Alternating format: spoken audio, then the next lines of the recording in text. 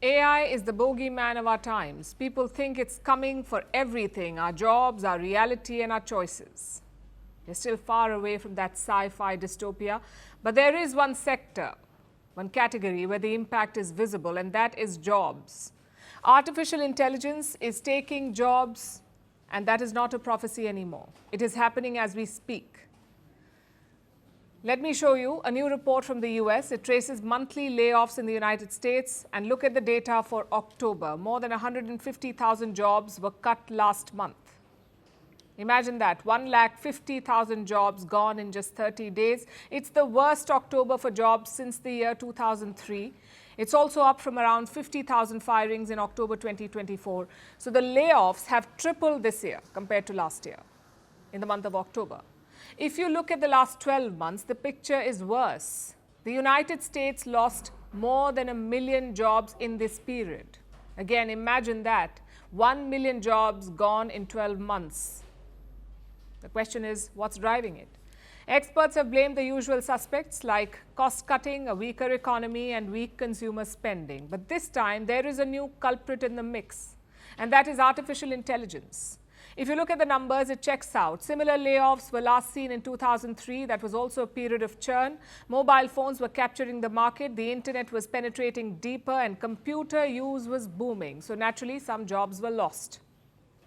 More than 20 years later, we are seeing a repeat of that. This time, it's not phones or computers, though. It's artificial intelligence. And the forecast is not looking any better. Most US companies are still in layoff phase. They're yet to announce new hirings. In fact, hiring plans are at their lowest level since the year 2011. If you combine all of this, the picture is quite clear. The AI churn has arrived. Now look at all the major firms. Amazon is cutting 30,000 jobs. UPS has cut 48,000 jobs since last year.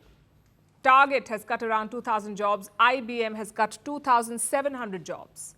Put together, the tech sector has lost 112,000 jobs, 112,000 jobs. Is all of this down to artificial intelligence? Well, the companies say no. Many of them always plan to downsize. And why were they downsizing? Because they were on a hiring spree during the pandemic. Tech companies wanted more manpower during the lockdown, but now the pandemic is behind us, thankfully.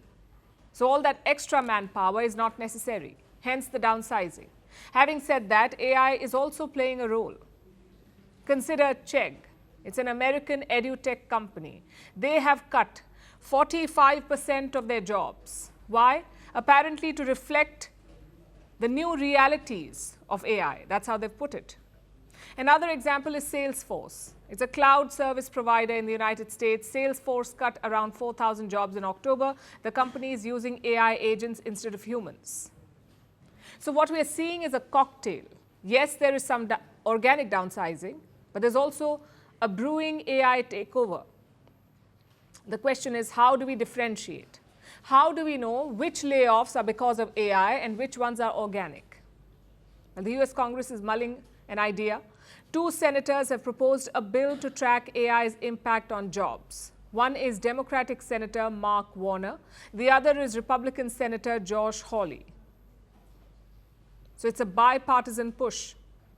The bill would require companies to report AI's impact on jobs, the layoffs, the new hirings, the change in roles, all of it. Say Microsoft is replacing 1,000 service agents with AI, then they must report it to the US government. And how would that help? Well, it would quantify the impact. It would track both job losses and job creation. And that data could drive policy. Secondly, it would also provide transparency. Right now, a lot of companies are using AI as a cover. They're cutting cost, but blaming artificial intelligence. Again, this bill could put a stop to that. It's something that every country should, in fact, think about. Because AI may not take all jobs, but it will disrupt the job market everywhere. Unless you track and quantify that, you cannot respond to it. Want the facts? The latest developments? News that gets straight to the point. Well, we've got all 3 just for you. This is Firstpost Live, a brand new show, your window into what really matters. Don't miss it.